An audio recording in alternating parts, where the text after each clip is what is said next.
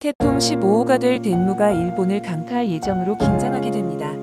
필리핀 앞바다에서 태풍 14호의 뒤를 따라 올라오는 태풍의 씨앗이 보입니다. 보통 눈으로는 보이지 않지만 소용돌이 치는 것이 관측되고 있는데요.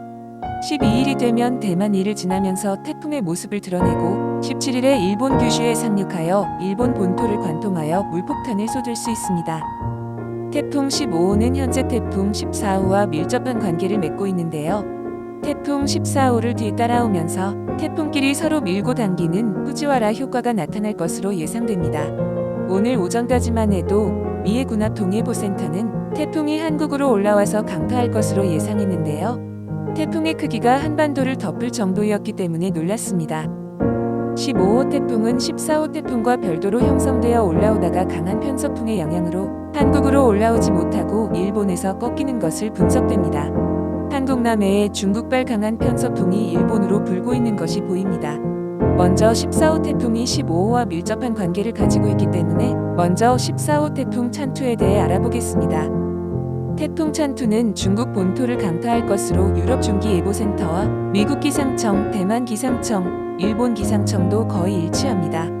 하지만 대만을 관통할 것이라는 유럽 중기예보센터와 대만 아래로 지나 중국으로 갈 것이라는 미국 기상청 예측이 다릅니다.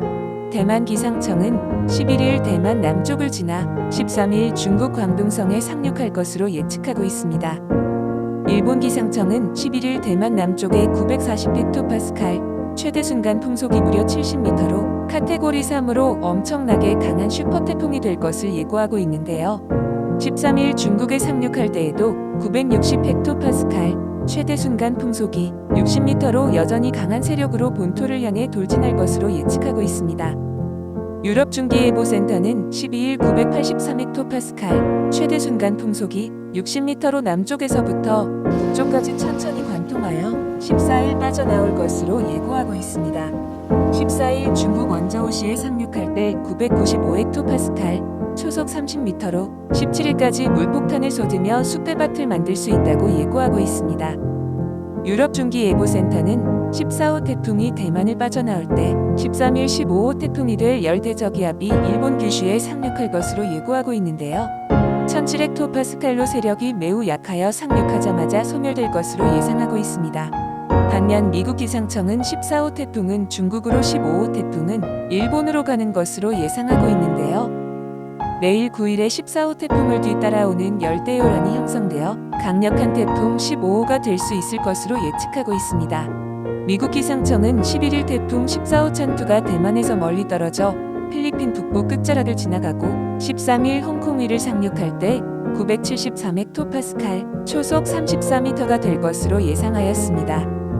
17일까지 중국 광둥성을 헤집고 다니면서 물폭탄을 쏟을 것으로 예고하고 있습니다. 그 사이에 15호 태풍은 일본 규슈에 상륙할 때 974헥토파스칼, 최대 순간 풍속이 26m가 되겠습니다. 18일 일본 남쪽 해안을 따라 오사카까지 갈 것으로까지만 예측을 내놓고 있습니다. 이후에 미해 군합동해보센터를 통해 알아보면 17일 규슈에 상륙할 때 968헥토파스칼, 18일 도쿄에 970헥토파스칼로 혼슈를 지나갈 것으로 예측하고 있습니다.